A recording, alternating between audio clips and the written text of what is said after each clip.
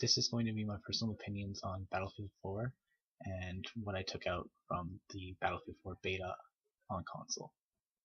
So I've come up with 5 major issues, or just reworks that need to be done before the release, and then there'll be some extra ones at the very end of this video. So let's get started with the first one. So the first thing that needs to be a little bit corrected is the reload. What we had in the beta was softcore mode, and there was the tactical reload penalty, where when you would reload your gun, whatever was remaining in the clip would be tossed, and that was supposed to be for hardcore players only. I'm actually okay with the tac reload penalty being put into this game, but it needs to have some sort of workable balance. Currently in the majority of Battlefield games, what would happen is, in softcore, you could, if you were out of combat for a good period of time, you would have your health automatically replenish. And then, give or take, if a medic comes up, it throws a medpack at you, you'll heal up quicker. But what needs to be done with the tactical reload penalty is also, when you're out of combat, you should be able to top off your mags. There shouldn't be such a heavy penalty to having to reload your gun, because realistically, in military, you would top off your mags. You're not just going to dump ammo when there's nothing going on, especially when you're out of combat. It doesn't make sense to me. So there needs to be some sort of, rework to that, because it's too heavy and you're putting this massive amount of reliance on the support class. And I hate to argue this point, but not every player that you play on a first-person shooter is a team player. So it needs some reworking. The next thing with that is, it was good in the beta for softcore. I think it should be implemented on both modes, hardcore and softcore mode. It stops the just run and gun kind of gameplay. I mean, you've got like 4 mags technically, maybe 5, I can't remember. And in Battlefield 3, you would literally be able to tech reload your gun midway through with enemies running around, and you could literally dominate a whole area, no problem, especially on console because it's only 12v12. So I think in softcore, if it's rebalanced, where when you're out of combat you can top off, but when you're in combat being shot or shooting, when you tac reload, you suffer that penalty. And that in turn kind of gives it a balance for the support class.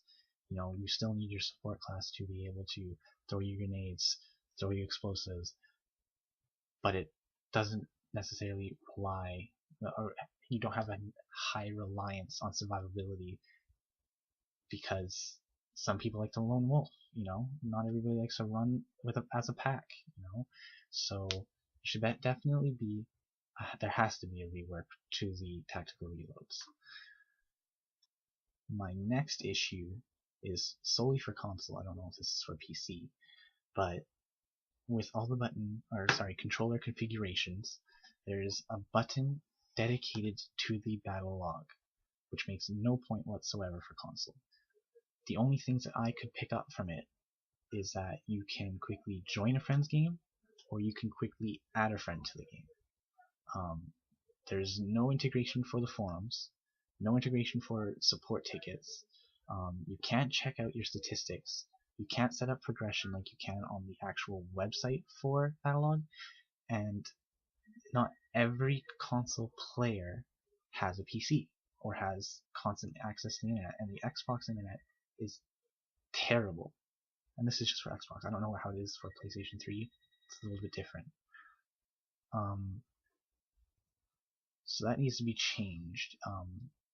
I think it should have always been the scoreboard card, like how you got in Battlefield 3 and Bad Company 2. In Bad Company, you'd hold down the back button or the select button on the console controllers, and you get your scoreboard. Currently, the scoreboard is in the menus. I have an issue with the menus. That's a whole completely different thing. I think they should be switched. I think scorecard should be the back button always, and if you want to really keep Battlelog, there should be a pause menu option. You could also, there's no map for console. I don't know how it is on PC. I know in Battlefield 3 you'd be able to hold down a button and your mini-map would actually expand to a full map. In Battlefield 3 for console you'd have to press pause to see your map, and that took you out of the combat, whereas on PC, when you brought that map up on your screen, you could still move around and function. You know, the gameplay didn't stop. They need to, if they do switch Battlelog button to scoreboard, they need to add kind of like a switch button. So you have your scoreboard on the front, you can switch it to the maps. When also with integrating this map onto the scoreboard, because hardcore mode is now having it seems like a permanent takeout from the minimap, you'll still be able to use the map to your advantage, but it won't be in the bottom corner giving you constant, view. So you will have to switch between the two. It's not.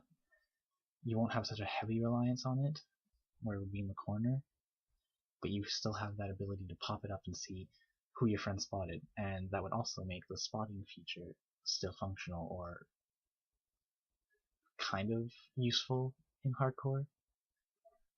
But that could just be a give or take option. I don't know. I personally think there should be a map in hardcore. So the next thing that needs to be discussed is the fire modes and zeroing. The zeroing cycles through 0 meters, 100 meters, 200 meters, 300 meters, 400, 500, and then 1,000. And I don't know if DICE for some reason forgot that when you're playing a recon, you anticipate bullet drop. It's there. We know that it's there. And giving us zeroing in increments from 0 to 500 is in my opinion just retarded and ridiculous. There's no point for it. You can definitely tell where your bullet is going, and personally I think that you should only be able to gauge 500 to 1,000 meters, so 0, 500, 1,000, and then lift or drop your scope depending on how far you've zeroed in. This leaves so little room for skill improvement. It's like, there's no point for sniping then, really. Other players have to play like assault or engineer or support. They play their role and they use their skills that they've pulled from past Battlefield games and integrated into the newest one. But you're giving recon such a crutch because it's been the most unused class in my opinion, and I don't think it's required. You've given the recon the ability to zero in, which is enough. You don't need to give them every single 100 meters up to 500 meters to be able to gauge their distances. And on top of that, sometimes, in the beta at least, I'd run into cases where somebody would come up from behind me and try and kill me, and I'd try to, after I've been zeroed in for like 400 meters, I'd have to switch through to 0 because no matter what, from instinct, I aim for headshots, and this might not be an issue for softcore because you can see what the indicator says for how far you're zeroed in. But when you're playing hardcore, you have no HUD whatsoever, and you can't see how far you're zeroed in and how many clicks you need to get to 0. That's going to be a major issue for hardcore. And that's the same with fire modes in Battlefield 3. I'd find myself switching from full auto to semi and taking those shots from a very long distance with assault rifles and whatnot and taking people out. But when I die and spawn in, I'd spawn in with semi-auto enabled and not fully. And again, this is more of a hardcore mode issue, not a softcore mode, but there needs to be some sort of indicator. And judging from what I played on the Battlefield beta, there's nothing on the gun. I thought enough people, I don't know if I was just the only one, but I thought enough people wanted the actual fire mode indicators on the gun. That way, hardcore was actually feeling like sort of like a realism mode. And same with zeroing. There's dials on scopes. You can, that's how you alter how far your distance is for how you're zeroing, and that's how you gauge your distances. But there's nothing. There's absolutely nothing. There needs to be, in my opinion, a little bit of HUD for hardcore, because this is a game, not real life. There needs to be something that indicates what fire mode you're on and how far you're zeroed in. I picked up the strong sniper rifle, the semi-automatic sniper rifle, I guess, not bolt action, in Shanghai, up on the tower, and it was the one-hit kill, pretty much, sniper rifle, and it actually gauged your distance, or it told you what you were zeroed in at on the scope. That I thought was pretty good, Unfortunately, I don't think you guys are going to put any animation for any rifles for a fire mode indicator directly on the gun, or any kind of like dial for scopes to see how far you're zeroed in. So there needs to be some give or take, in my opinion, for hardcore. There needs to be a little bit of HUD to actually be able to play this game.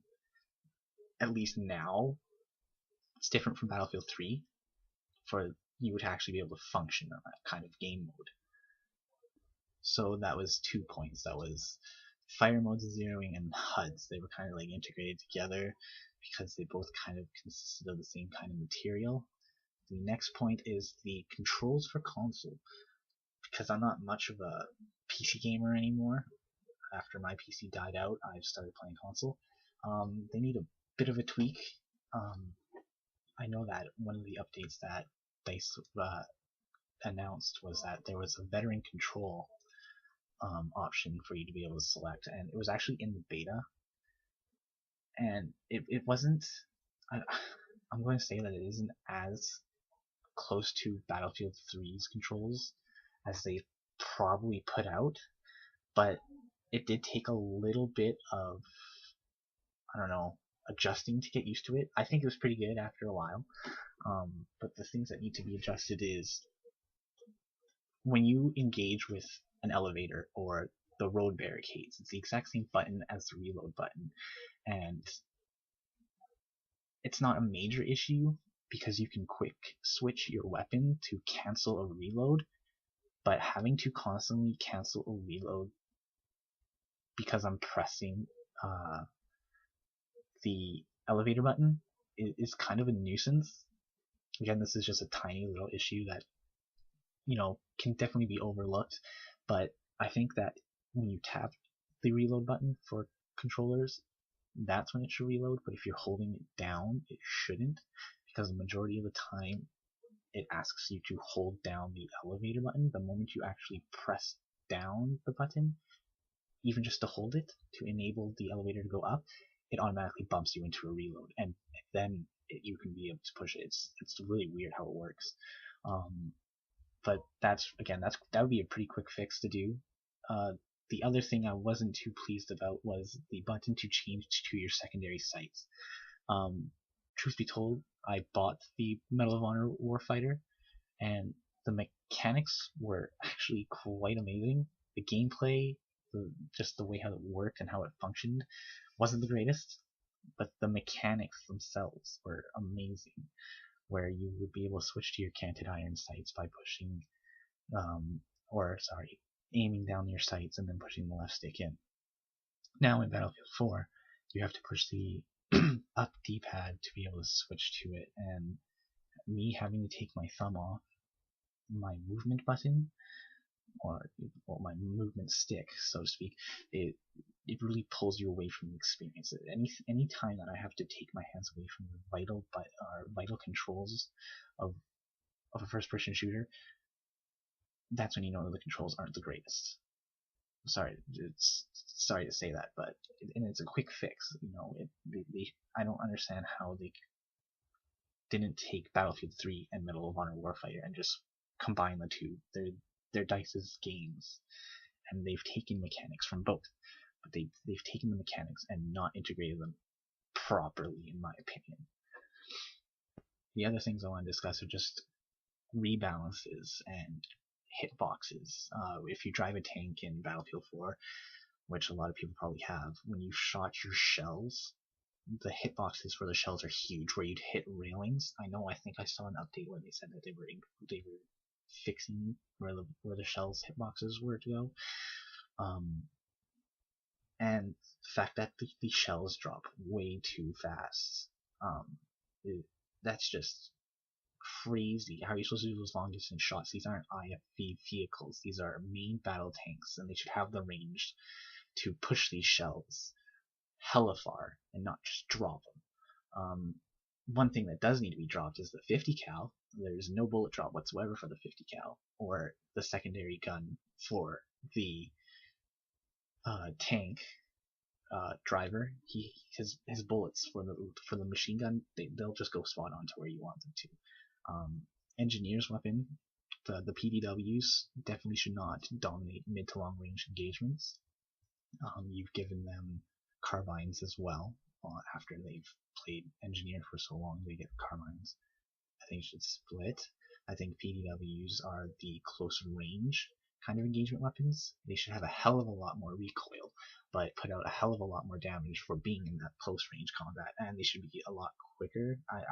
They're good now. They just need to be nerfed for how far the shots are, because an assault player should dominate at longer range engagements than engineer weapons.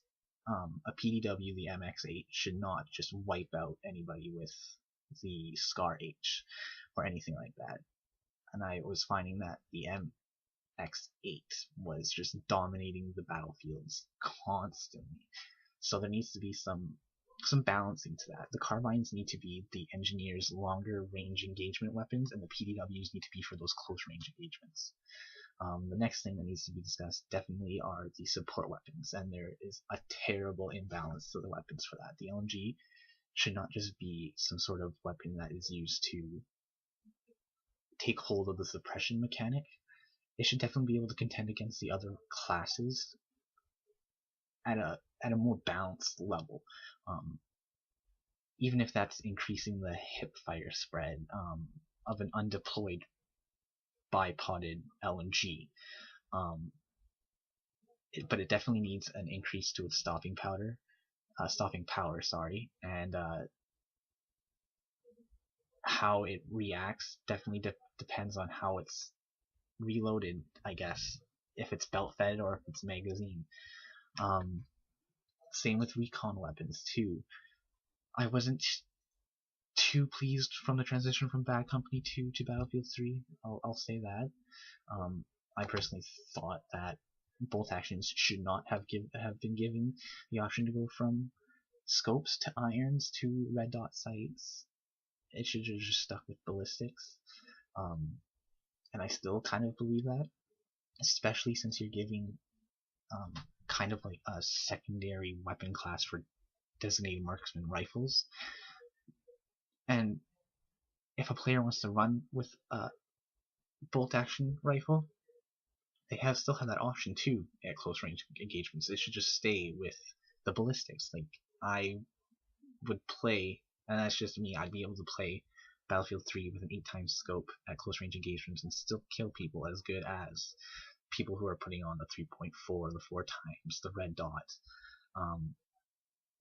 And now that you're putting into a more integration for the DMRs, it should be more used, in my opinion, there, because in all honesty, you're going to see a lot of recon players running around bolt action, just taking chest shots at close range with the iron sights, and that kind of doesn't give a lot of versatility to the weapons that you get as a recon. I think the DMR should be used for those mid to close range engagements, and the bolt action should be used for the long range. And the only way you'd be able to do that is by keeping bolt actions with ballistics and giving DMRs to all forms of sights. You know, even if you could use a DMR with a ballistic scope. that's up to you. But bolt actions should definitely not be able to use red dot sights or irons. It's just an imbalance issue. I mean, again, one shot chest shot with bolt actions compared to 2 to 3 chest shot with DMRs. It just makes a little bit more sense, kind of balances it out. That's not to say that I don't want bolt actions to be able to one shot chest shot people at close range. It's just scoping in and the range for it. You know what I mean? Same with scopes. You should not be able to zero in with a red dot sight or a 4x scope. I don't see assault players being able to do it. I see them being able to switch their fire modes with 4x scopes. So there shouldn't be a reason for DMRs to be able to do that. If DMR is using a ballistic scope, then yes, for sure they should be able to change their zero distance. But if it's not a ballistics, it should not be done. Another thing is, I find that DICE lacks a lot of support for hardcore mode. For this installment, I'd just like to see a lot more love for the hardcore players out there. Yeah, they took away the minimap. Personally, I think that was kind of a step backwards. It utilized in Battlefield 3 the spot function a lot more. And it's not like in hardcore 3D spotting was enabled. You'd still be able to play the game, and even though that person is spotted and you can see them on the minimap, that person would still have to try and find that person where in that location would be on the minimap. And sometimes they'd be on top of a building, sometimes they'd be in the building for them to get to. But I think it's just a kind of like a step back from team play, taking out the minimap. But if you integrate scorecard back to a designated button and maybe possibly place on top of that some sort of button to transition to a map, then that kind of fills in the gap, so to speak. There's definitely a rebalance towards how vehicle repairs work, especially with air vehicles. Currently, in the beta, I would find that people would be able to launch stingers at helicopters and there would be like no damage done to them because they'd have like 1 or 2 engineers repairing them so quickly that they'd be able to just shrug off the rocket like nothing happened. Same with grenade launchers. I take out so many pilots with grenade launchers, but they'd be able to switch to the pilot seat so quickly and have somebody repair so quickly that they'd be able to fly off, and it would be like, what's the point in engaging a helicopter as an infantryman? And especially on console when it's 12v12, it's not 32 versus 32 where there's constant bullets flying every single direction. It's 12v12 on console in these kind of secluded battle zones, so to speak, and that as a helicopter pilot you can literally fly off away from the conflict and repair yourself no problem. I think what needs to be done is air vehicles need to land to repair, because if a tank needs to kind of stay stationary for them to repair, and they're on land too, then there should be a rebalance to how air vehicles have to do it. Jets have to land to repair. Boats have to be close enough, I'm assuming, to land to be repaired, but there just definitely needs to be some sort of rebalance for helicopters, air vehicles, mainly helicopters, to be repaired. Because it's a little ridiculous, in my opinion, that it takes almost a whole force, whole team, just to take out one helicopter. The next thing that needs to be a little bit tweaked is the lean and peak system.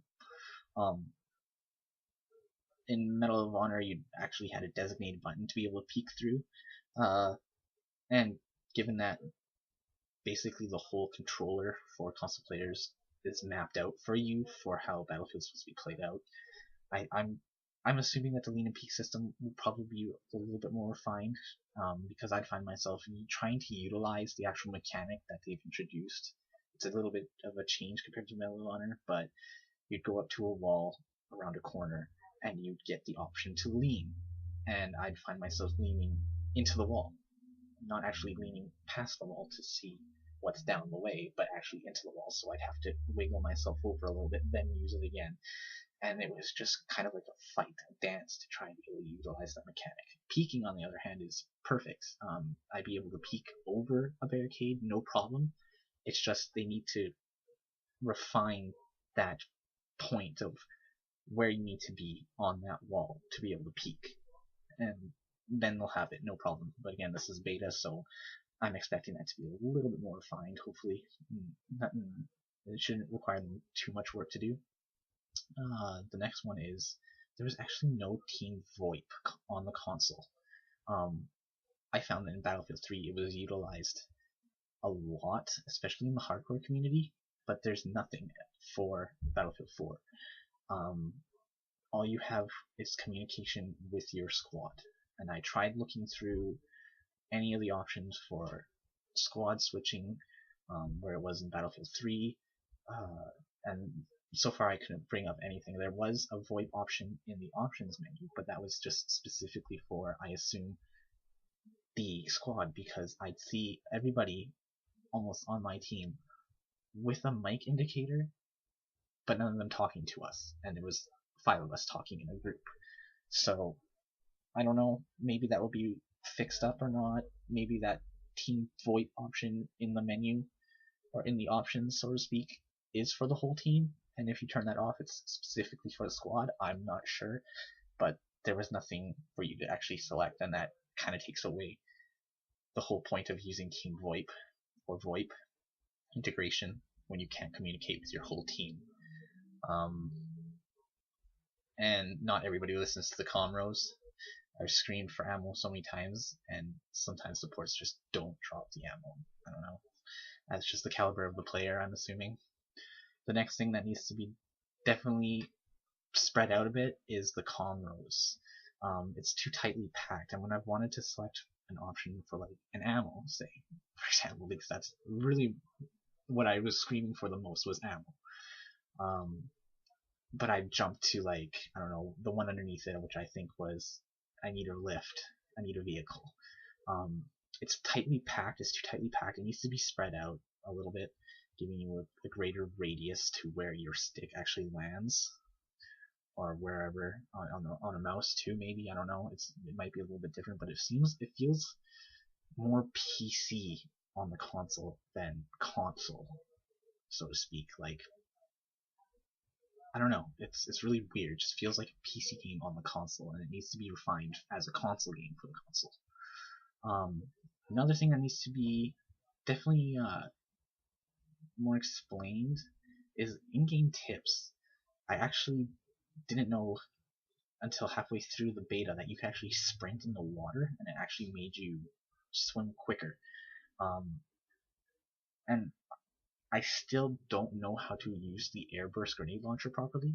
I assumed that aiming down your sights at a certain distance would lock the distance, and shooting, I guess hip firing, would at that distance would make the grenade explode, but I didn't see any real change to that whatsoever. The last thing that I wanted to say is allowing longer times for revives, because I try to revive somebody within the time span that you're given, and I missed out so many times. And I know that I saw an update first for the indicator going from apparently 8 seconds to 10 seconds, when on console it was definitely a lot shorter than 8 seconds, or it was shorter than 8 seconds. Like, it didn't feel like Battlefield 3's where you had that timer to actually revive someone, but that's just me. But those are the main issues that I have so far with what it is. So the main issues I have is just the reloads, the tactical reload penalty, the console Battlelog button. It definitely needs to be taken out. The fire modes and zeroing. The zeroing needs to be dropped down a bit, just to 500 meters and 1,000 meters. I think the extra 0 to 500 in between stuff is pointless. There's no point for that whatsoever. We understand bullet drop. It's been integrated. We've dealt with it for about, I think, like 2 years now. It's been since Battlefield 3 has been out. The next one is HUD. There definitely needs to be a little bit of HUD for hardcore if there's no integration of an animation for your fire mode indicator on the gun, or some sort of dial for zeroing in on a scope. And the controls, they just need to be a little bit more refined. I shouldn't have to cancel a reload for trying to press a button on an elevator. And that's pretty much it. So thank you if you took the time to listen to this. There's nothing on your screen, obviously, it's just an audio file, but I know that not a lot of people want to read a long ass amount of information or issues or opinions of others, so hopefully this audio file didn't take up too much of your time, or you at least listen to some of it. But other than that, thank you very much, and have a great day.